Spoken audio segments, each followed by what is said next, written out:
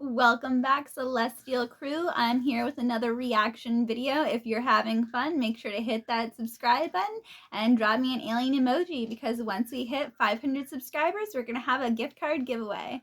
All right, let's jump right in. Favorite new conspiracy theory that I've been exposed to about the Sphinx's head. Okay, I've never been to Giza. I've never been to the pyramids. I have not seen them in person. I've only seen pictures, and I've never questioned them because, I just accept. Obviously, Ancient Aliens goes over Egypt and the pyramids a ton in their millions of seasons, but I was watching this episode where they sort of just mentioned something I had never heard before, which was, what the hell is wrong with the Sphinx's head in Giza? The body is huge. It's a lion. Okay. And then he's got this tiny ass head. And Egyptians never made anything look like that. Everything is like super beautiful and proportionate. I know what you're talking about, yeah. So here, I'll show you this picture. This is a picture of the Sphinx. It looks like the dog sitting down with their. It looks like a dog, the pose it's in, but it's. Well, hold on. I'm just trying to describe because it because it's widely accepted that it's a lion's body with a pharaoh head. Yeah, and they're yeah, so they're sitting like this. Okay. Well, yeah, you can Google a picture of the Sphinx. Yeah, but it takes at least a couple femtoseconds to Google it. but look at the size of his head. Yeah, he's in like tiny head mode. He's in tiny head mode. Yeah. He's in tiny head mode. Yeah. Okay, so this is from ancientpages.com. I have the link here. Here are his, I don't have the name of the writer. He's from that website. Here are his gripes with, and he's been there. The head size. Not that you need to go there in order to see it. The back is flat. Whoever saw, no, what? Sorry, I want to reference. I'm just going to look at it on my phone. Yeah, the back is flat. Okay. Whoever saw a lion with a flat back, no big chest, and no mane. The Sphinx is sitting in a deep hole in the ground. Why is that? Why is it not sitting somewhere up high so that it can show off? There is a ruined temple right in front of the Sphinx with a wall practically up against its nose. No door in that wall. Why obstruct the view of the Sphinx from the front like that? And if the temple was for worshiping the Sphinx, why is there no access from the temple to the Sphinx so that you can't even get to it? The pit in which the Sphinx sits seems to be deeply eroded, as if by flows of water. What caused all that? It looks as if water has poured down the sides. On the other hand, there is no such vertical erosion patterns on the Sphinx itself, which instead has clear horizontal erosion patterns. How can these two different patterns at right angles to each be reconciled? And what could possibly have caused either of them? So here's that person's theory, because apparently there's been some talk of ancient rain that has caused this erosion of the lion of the Sphinx. Yeah. This person says, I do not believe that the Sphinx is 12,500 years old, nor do I believe in ancient rain. I do believe that the Sphinx is older than conventionally believed, but I do not believe it is thousands of years older or anything of that kind. I do believe there is water erosion at the Sphinx site, but I do not believe it had anything to do with ancient rain, nor do I believe that there's anything to be eroded at the time any ancient rain fell. The water of the Nile in those days, at the time of the inundation once a year, which no longer happens because of the Aswan Dam, came right up to the edge of the Sphinx temple, where there are even quays in front of it. I don't know. What's a quay? I don't know what that is. I'm so very sorry. So what I believe happened was that the water of the Nile was let into the Sphinx pit, which I now call the Sphinx moat, by some simple water-raising devices led along the narrow channel between the Sphinx temple and the Valley Temple, the two structures in front of the Sphinx. And its flow was controlled by a series of sluices and water gates. I don't know what sluice is either. I feel terrible. The reason why the temple wall is in front of the Sphinx is to act as the fourth barrier to the water. The reason why there is no door in the wall is because it would have let the water out.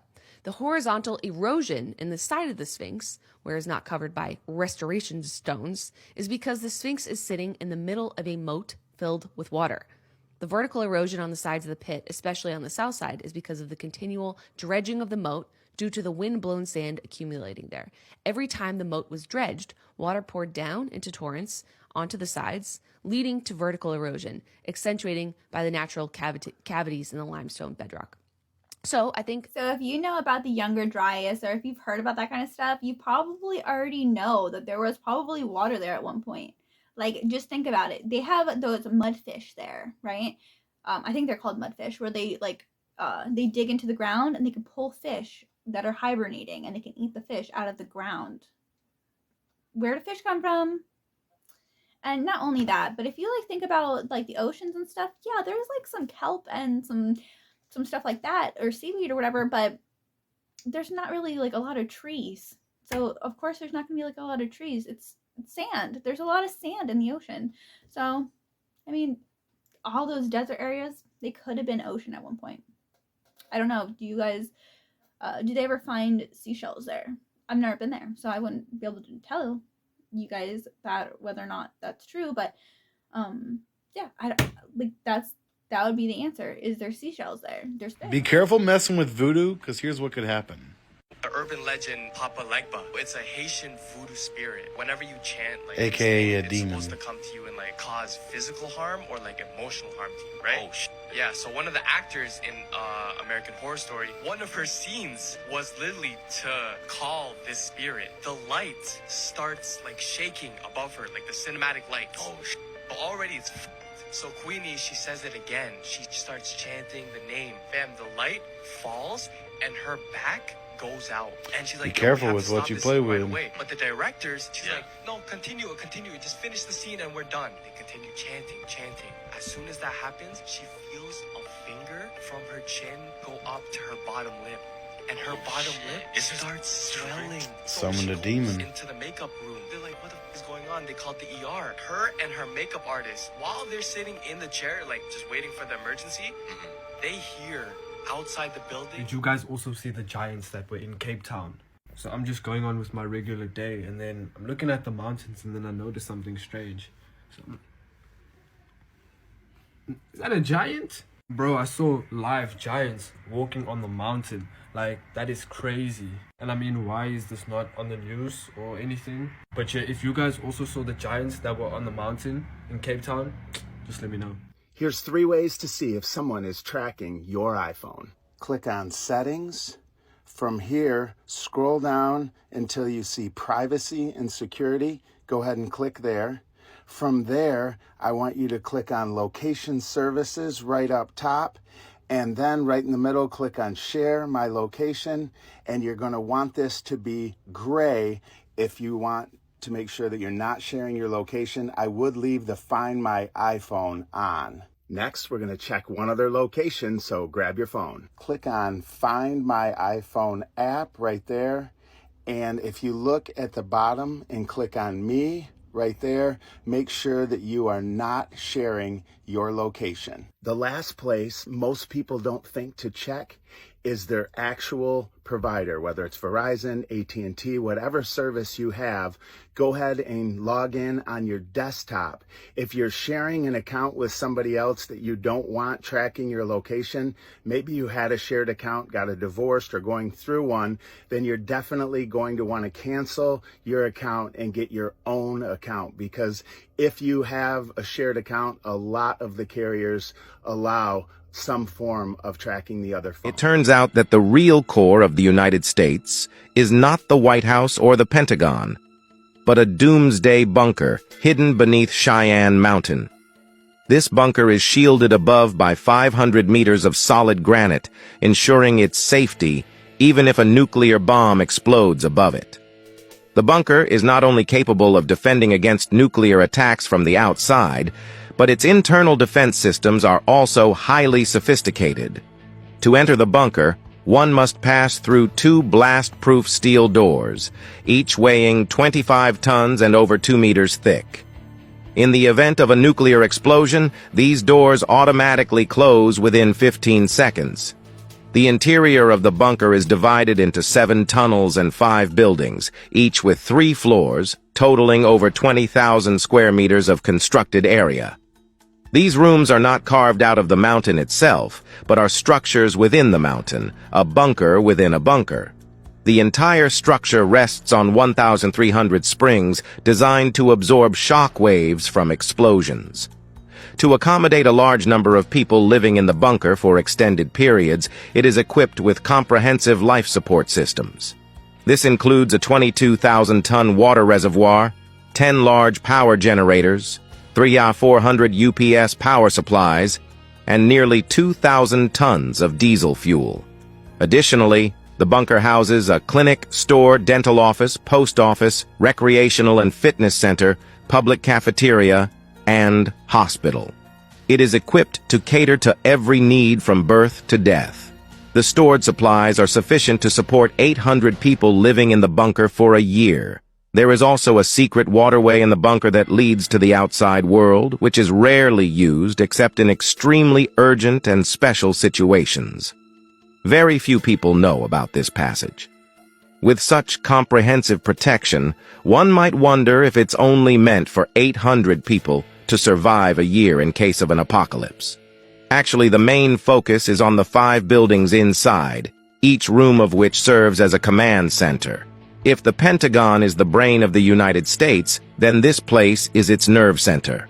The command rooms here can monitor any man-made aircraft over North America and detect attacks on the homeland and incoming missiles, sending out real-time alerts. With thousands of satellite bases and space satellite systems integrated here, it's possible to be aware of everything happening above the Earth at any time. If the outside world falls, this place will become the key command center for the U.S. president and military, essentially acting as a backup government. Although the Cheyenne Mountain Bunker has been in existence for a long time, it is still operational 24 hours a day. The question arises, why is this doomsday bunker, already known to many, still considered more mysterious than Area 51 in the United States? I'm actually pretty cool with, the government and officials having bunkers. I think that everyone should really have bunkers. I think like little towns should have bunkers and all that good stuff. But my question is really like, how are they going to know? Are they going to know before everyone else knows? Are they going to have time to get to these bunkers? And even if they did get to the bunkers, what about EMPs? What about that sun solar flare that everyone's talking about, right? What about that going off? If there's no internet, how is that going to work? Unless they have like some means of internet that's going to work even during EMPs and during times that there's no internet or no electric. I don't know. Yeah, those are my questions. What do you guys think? Let me know in the comments below.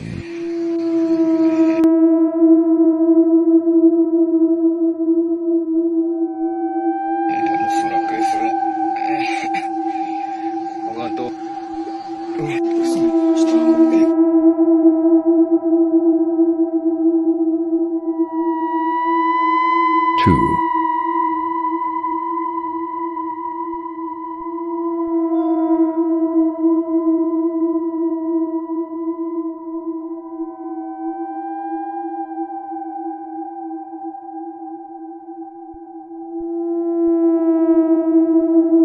3.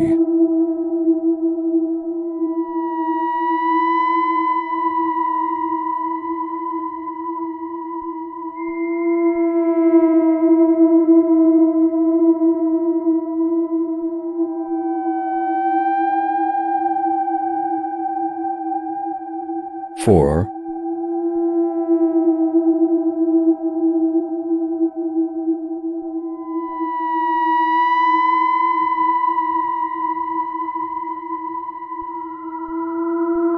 'Did you know the current war involving Israel is connected to end times Bible prophecy? I'm about to share something you may have never heard before, so be sure to watch until the very end. There are numerous prophecies in the Bible that must come to pass just before Jesus' return, and many of them relate directly to the nation of Israel. Daniel chapter 9 foretells that in the last days, the Antichrist will sign a peace treaty or a covenant with the nation of Israel. This peace treaty will set in motion the beginning of a period known as the Great Tribulation, which occurs right before the second coming of Christ. According to prophecy, just 3 years after brokering the peace deal, the Antichrist's true evil nature will be revealed as he moves to destroy the earth. But here's the craziest part. For nearly 2,000 years, this prophecy could not have come to pass because Israel did not exist as a nation to sign such a treaty. So, in May 1948, when Israel became reestablished as an independent nation, it enabled this and all other end times problems to occur. The Antichrist's true evil nature will be revealed as he moves to destroy the earth. So, here's the craziest part. For nearly 2,000 years, this prophecy could not have come to pass. Biblical predictions to potentially be fulfilled. Is it really the end times? Do you really think that's the end times? Because I feel like they're kind of pushing this. They're trying to make this happen. Like the rich. You know, none of this was really like on accident. It doesn't feel like any of this is on accident. I don't know. That's just me though. What do you guys think? This Illuminati. Oh, yeah, the Illuminati. Now you think, what are these people? Look, are they really lizards? Apparently there's this... I don't know if they're lizards or not. Apparently there's this group, I don't know, called the Illuminati, who are behind the scenes governing everything, running all the top businesses, running all the top organisations, and evidently this shadowy organisation are communicating through Susan Boyle's Ice Bucket Challenge. So you'd tell me if you were in the Illuminati? If I was in it, I would get you in. And they're not the lizards ones, are they? I don't know where they intersect with the lizards, mate, because that's where it gets a little bit above my pay grade, to tell you the truth. I'd like it if at the end of this we got into Buckingham Palace and said, Your Majesty, off with that crown, and she went, hello! I know why the Super Bowl conspiracy was wrong. Do you? The Super Bowl logos correctly predicted the past 2 years of Super Bowls. They had the colors of the teams that were in the Super Bowls, and the correct winners were on the bottom of the logos. Yes, we had a very popular video go off explaining that. This year's was supposed to be the 49ers versus the Baltimore Ravens. Okay, yes. So it was supposed to be red and purple. And the Ravens lost. The reason why it's wrong is because it's a leap year. Well, okay, wait. Where are you going? Space and time has control over everything, and I think that the leap year messed up the Super Bowl conspiracy. Brian, this sounds ridiculous. I have proof. This is ridiculous. I have proof. Okay, what proof can you show me? 2024 is a leap year. The last leap year was 2020. Yes, it's every 4 years. You know what happened in 2020? What happened? It was Chiefs versus 49ers in the Super Bowl. Oh. So the Chiefs won that year. Okay, it goes deeper. All right, does it? The presidential election was that year, and it was Trump versus Biden. This year is the same exact presidential election. Okay, that is deeper. And Biden won the presidential election. Okay. So I'm predicting if the Chiefs win the Super Bowl, Joe Biden will be the president. If the 49ers win, I think Donald Trump will be the president. This is how far we're going? This is how deep I'm going. We're going this far in this It makes sense. Wouldn't that be kind of cool though if leap years did that to things? Like maybe that's where Mandela effects come from or something. You know, they say like we should have like 13 months in a year or something, right? Maybe it has something to do with that. I don't know. That's pretty cool. 250 million year old microchips older than dinosaurs found in fossils? Some people seem to think so. Absolutely impossible. Unless we had a mass extinction of a previous intelligent civilization, there's no way these could be real. Well, the Earth actually has had mass extinctions before. At least 5 of them, and these have all pretty much been confirmed by studying the fossil records in Earth's layers. Mass extinction meaning that at least 50% of all life on Earth dies. We've had 5 of those, and the 6th one is absolutely guaranteed. They're not instant either, but happen over the course of hundreds of thousands of years, so we might very well be in the middle of one right now. Let's have a look at the past 5 global mass extinctions, or GMEs, and see if we could find out why they happened in the first place and if these computer chips are even possible. Estimated to have formed about 4.5 billion years ago, Earth was an inhospitable land of fire and gas for the first 4 billion years or so. Then around 450 million years ago, in the Ordovician period, Earth had formed some basic sea life organisms and coastal plants. When it experienced the first one, the Ordovician extinction, where it got really cold, glaciers formed, sea levels dropped and froze over, causing about 60%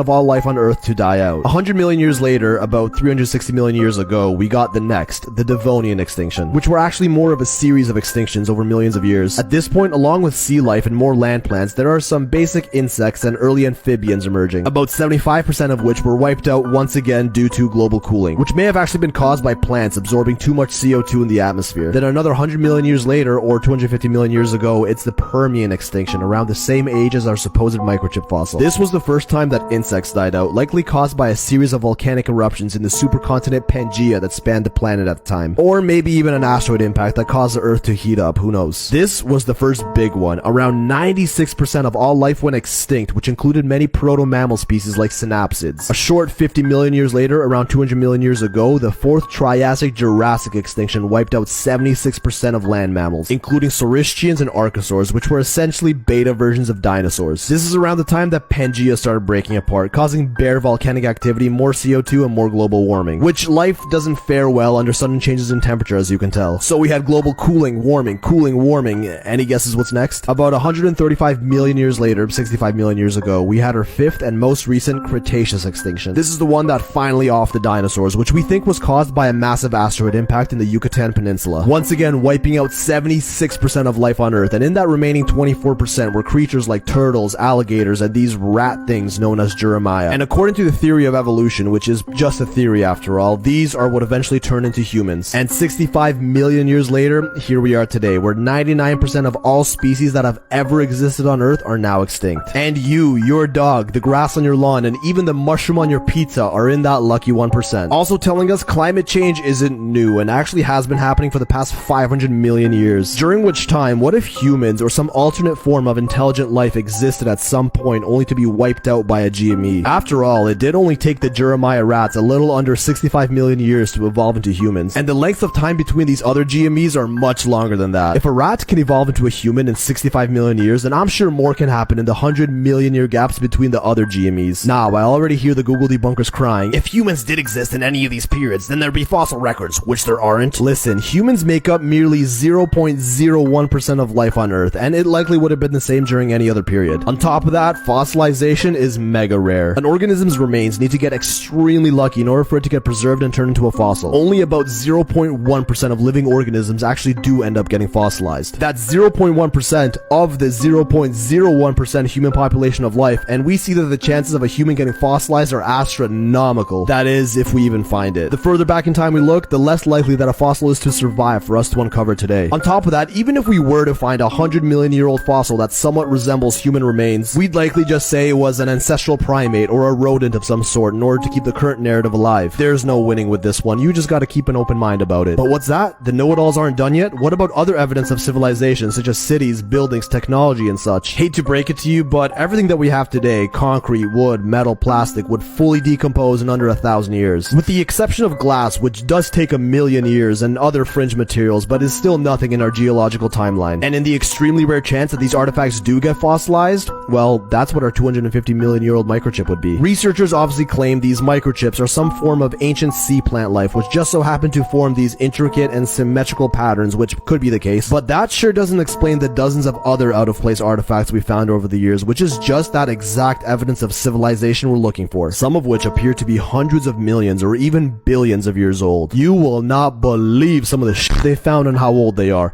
Watch out for me, and I'll be going over those next. All right, so let me know what you guys think in the comments.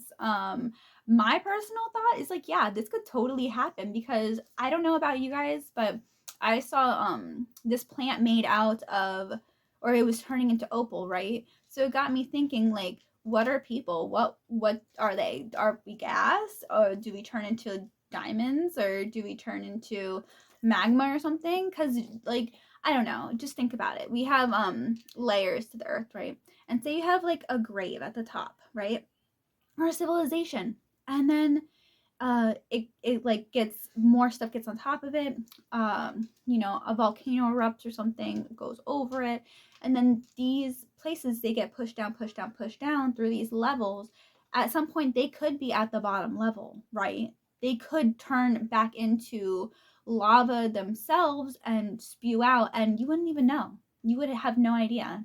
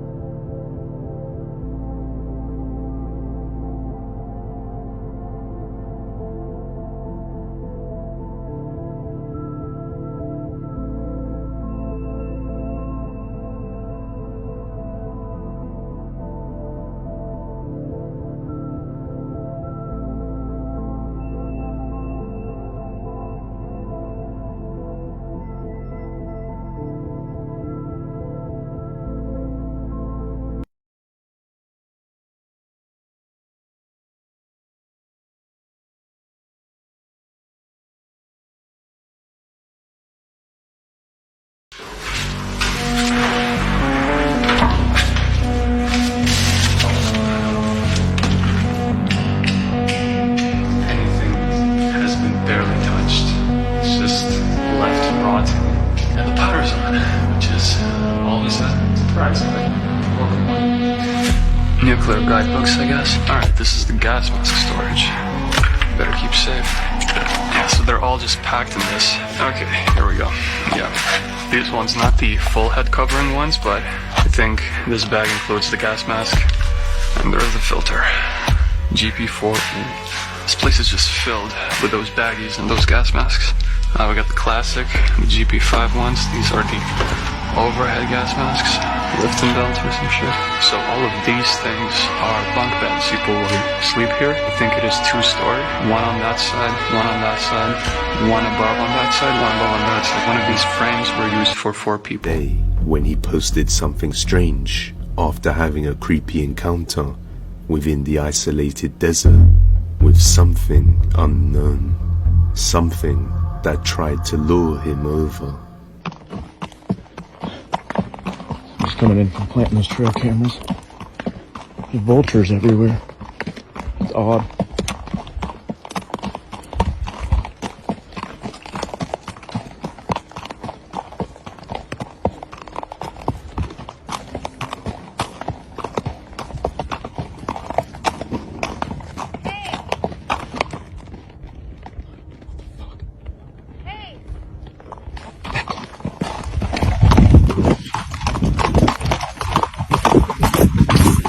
Ever since then, it would seem that whatever was out that day set its sights on luring this man over, perhaps to meet his demise. Late one evening, on another day, he experienced the same thing. Just saw. Looked almost like a coyote. Run right across here.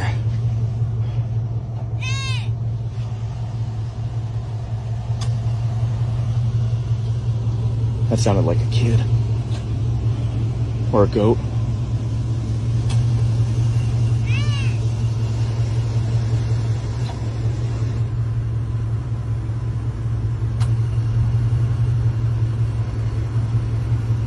Something that sounds like a goat or a little boy can be heard off in the distance.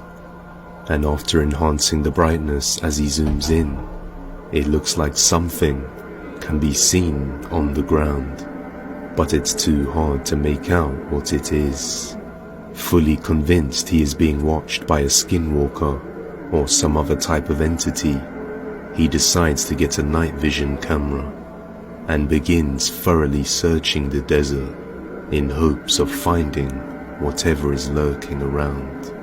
Most of the time, it seems that he is onto something, but whatever it is, it's as if it's close, yet too far at the same time. However, he does capture something one night.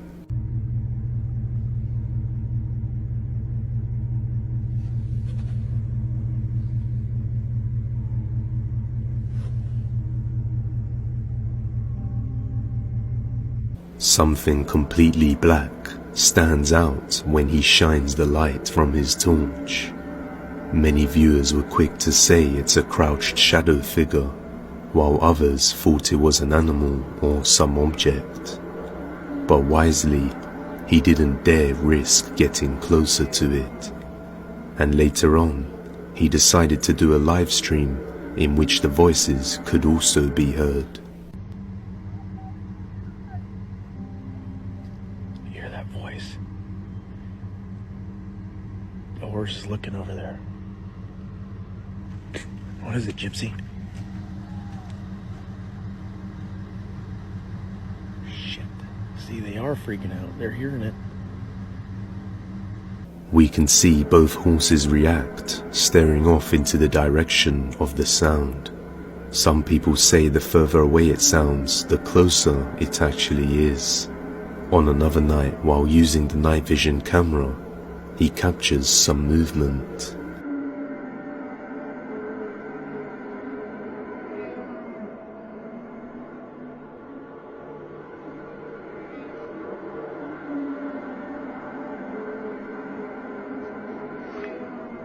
This, along with what looks like a shadow figure or some creature off in the distance, is the closest he has come to capturing whatever is following him. I've seen cases like this before, with people hearing voices at different distances, and in some cases their own voice is mimicked and used against them. But just what do you think? Is this a real skinwalker? Or something unknown? When I first met Luna, she told me about this spirit called Pachong. Ooh. I know. Oh, Pachong, yeah. Yes, big fan of it. It's very creepy. Luna, would you like to explain? I know Luna hates this, but I really hate it. Don't want to see it. Yeah, I can explain it. My eyes are watering right now because I can feel it, actually. So Pachong actually is so when you die in Muslim culture, when you die, you are covered with like white cloth and cottons. But in a version of Pachong, it's the same thing, except your face is red and your eyes and nose are bleeding. It's very, very scary. And you don't want to see that, guys, because you will suffer a nightmare, because I don't want to see that as well. Yeah, even that concept of keeping a body around in the shroud for a time before, you know, proper burials or whatever ritual is going on. Yeah. So my cousin actually, the first time he saw like a spirit or a jinn was actually a pachong. Oh no. He told me he was like 8 years old and he was walking around the house and he saw pachong like standing in the house. He ran to my uncle, his dad. He ran to my uncle crying and my uncle just stared at him. Oh, it's just a pachong, because my uncle is literally used to like seeing evil spirits and scary stuff. So at that point, it's like, oh, it's just pachong, you're fine. Yeah. But it's scary. I never want to see that in my life. The hidden lands beyond the ice walls. If you've ever wondered where Asgard is, well, apparently this is where it is. Now, I found this map when I was, wandering around on the internet, and it's a flat earther map. It shows Earth in the middle, and then there's Antarctica, which is supposed to be a giant ice ring, and apparently there's holes in it where you can sail through and go to all these other continents, and these continents are apparently based off of ancient mythologies and stories about these different races of people, and I guess this is where they came from. And I don't know, I thought it was pretty cool. It's pretty interesting. Now right here is apparently leaked footage of Beyond the Ice Wall, which it looks pretty cool. It looks like they got an egg city right there. But we're never gonna know if any of this stuff is real unless we actually go there. But we can't go there because there's the military and they'll stop us, which is unfortunate. So we will probably never get to the bottom of this, so let's just forget about it. So who made that map? Was it the Norse people? Because how does that make sense that there's Asgard unless it was made by the Norse? During trippy experiences, I see energy grids connecting everything. In one of my ayahuasca ceremonies, I saw the universe as this holographic energy grid matrix out in the middle of infinite black space. The planets, including Earth, were all holographic. They were all chilling in the matrix universe like this, and this is what you get when you look up space-time fabric. Now, the holographic universe idea suggests that our universe contains a hidden order connecting every single point to every other point in the universe. Therefore, we are all infinitely connected. It suggests that what we perceive as physical reality is actually just holographic images, and these images are in fact just bits of information stored on a lower dimensional world. Bro, you ain't tripping, bro. There's a grid in the sky, bro. What way, bro? What the? People are seeing these strange grid lines in the sky. And while some of these lines in a grid-like pattern are clearly chemtrails, others aren't so easily explained away. These sky grids are usually seen in areas of high altitude or in very rural areas. However, they've also appeared in populated areas as well. As it so often goes with inexplicable phenomena, it has been completely ignored by the mainstream media and government. This grid pattern is sometimes seen by those under the influence of psychoactive substances, particularly magic mushrooms, LSD, DMT, and ayahuasca. I don't dismiss these accounts because these substances are able to take people into states of consciousness beyond the typical 5-sense level of reality, which is why occultists and shamans use certain plant medicines and potions to experience unseen realms and to gain insight and knowledge. Please note this video is not advocating drug use. There are some drugs in which there is absolutely no insight or knowledge to be gained. These drugs do nothing but open you up to malevolent entities and oftentimes leave your life completely in ruins.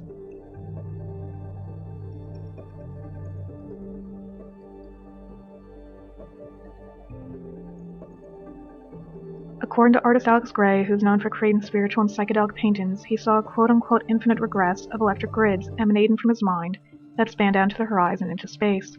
He saw this grid after taking LSD.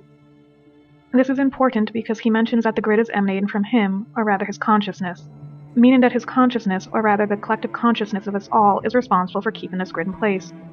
Keep this in mind as we will expound on this more later on. It is also relevant to point out that many of the comments on Gray's post also mention that they had seen the grid as well, usually either while meditating or on some psychedelic substance. In fact, seeing the sky grid while on psychedelic drugs is an extremely common occurrence, and you won't have to look hard to find these accounts. Nevertheless, most people write these experiences off as nothing more than drug-induced hallucinations, which is understandable since most people don't understand how these substances can allow you to access unseen realms, which are always there, but we usually aren't able to see. But here's the thing. This strange grid in the sky has been seen by people who are completely sober as well, and not under the influence of anything. In fact, on Reddit alone, there are many accounts of people all over the world seeing this grid, most of whom are completely confused as to what they are seeing. And even stranger still, this phenomenon has been caught on video, making its existence undeniable. So, what is this bizarre grid pattern in the sky? While it's out there in the public consciousness, in card games, movies, and video games, it's never actually been discussed. It's the concept of soul traps, or more specifically in this case, the soul net. The soul net, also known as a frequency fence, is an electromagnetic grid around the Earth which fences off the simulated universe from the real universe. And while some details from various researchers or theories will vary, they all have the same common message and theme. A parasitic extraterrestrial race that has been feeding off the negative emotions of humans has set up an electromagnetic net around the simulated universe, or specifically, planet Earth. This frequency fence is designed to stop souls from leaving the Matrix. This electromagnetic energy matrix is also there to prevent humans from accessing higher levels of consciousness and disconnecting us from the real universe. This grid is not to be confused with the natural energetic grid of ley lines of planet Earth. We're going to explore some of these theories, and I'll let you come to your own conclusions. The alien interview theory. In July of 1947, during the Roswell UFO crash, a 40-inch ET was the lone survivor. This ET, known as Errol, began telepathically communicating with one of the nurses on base, Matilda O'Donnell McElroy. McElroy secretly kept a copy of the official interview transcripts of these highly classified communications up until she was in her 80s and about to die, before she revealed them to the world. She also included her own personal notes and original letters regarding the situation. These documents and revelations were released in the 2008 Roswell Alien Interview Revisited. In these transcripts, Errol telepathically explained that humans have had our memories wiped and have forgotten what we really are, which she describes as ISBs. Errol communicated the following. Personally, it is my conviction that all sentient beings are immortal spiritual beings. This includes human beings. For the sake of accuracy and simplicity, I will use a made-up word, ISB. Because the primary nature of an immortal spiritual being is that they live in a timeless state of is, and the only reason for their existence is that they decide to be. No matter how lowly their station in society, every ISB deserves the same respect and treatment that I myself would like to receive from others. Each person on Earth continues to be an ISB, whether they are aware of that fact or not. According to Errol, Earth has been used as a prison planet for a long time, and ISBs are brainwashed to use an extreme electronic force in order to maintain Earth's population in a state of perpetual amnesia. When the body dies, the ISB departs from the body. The ISB is then detected by the force screen and captured and ordered by hypnotic command to return to the light, aka the tunnel of light. Errol describes this force screen, or frequency fence, in the following quote. A wide area of space is monitored by an electronic force field which controls all of the ISBs in this end of the galaxy, including Earth. The electronic force screen is designed to detect ISBs and prevent them from leaving the area. If any ISB attempts to penetrate the force screen, it captures them in a kind of electronic net. The result is that the captured ISB is subjected to a very severe brainwashing treatment, which erases the memory of the ISB. This process uses a tremendous electrical shock, just like Earth psychiatrists use electric shock therapy to erase the memory and personality of a patient and to make them more cooperative. On Earth, this therapy only uses a few hundred volts of electricity. However, the electrical voltage used against ISBs is on the order of the magnitude of billions of volts. This tremendous shock completely wipes out all of the memory of the ISB. The memory erasure is not just for one life or one body. It wipes out all the accumulated experiences of a nearly infinite past, as well as the identity of the ISB. The shock is intended to make it impossible for the ISB to remember who they are, where they came from, their knowledge or skills, their memory of the past, and the ability to function as a spiritual entity. They are overwhelmed into becoming a mindless robotic non-entity. In 2014, MIT scientists discovered the existence of this force screen, which they referred to as a Star Trek-like force field that surrounds the Earth. They described this barrier as protecting astronauts and satellites from, quote, dangerous ultra-relativistic electrons. In physics, a particle is called ultra-relativistic when its speed is very close to the speed of light. This is important because the speed of light are the walls to the simulation. The speed of light is not the fastest speed.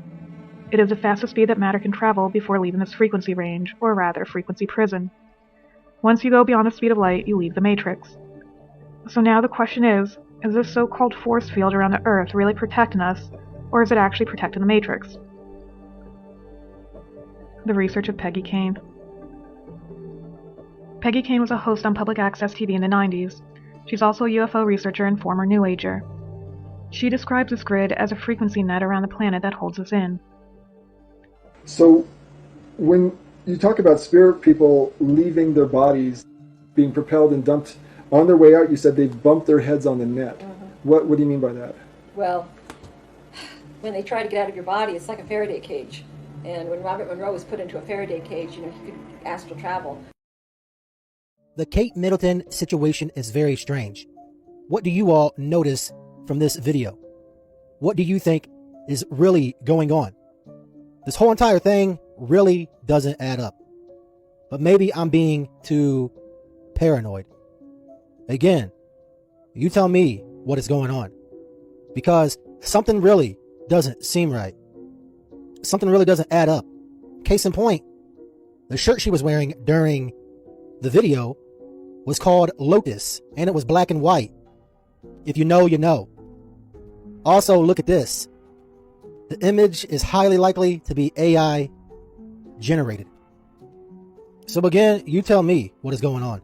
Another reason Lotus is very interesting because in iPet Go 2, there was a lotus flower. And look, the black and white checkerboard. And she was wearing a black and white shirt. Also, Super Bowl 58, the halftime show, Usher had a lotus chair. So again, you tell me what's going on because something really isn't adding up. Another interesting thing about the Lotus is this was announced during springtime. Also, it was announced on March the 22nd, 3/22 or 322. Strange things are indeed happening. Hey, I hope that you enjoyed this video, and if you did, hit that subscribe button and share this with your friends, because once we hit 500 subscribers, we're going to have a gift card giveaway. Alright, drop me that alien emoji, and I'll see you in the next one. Peace.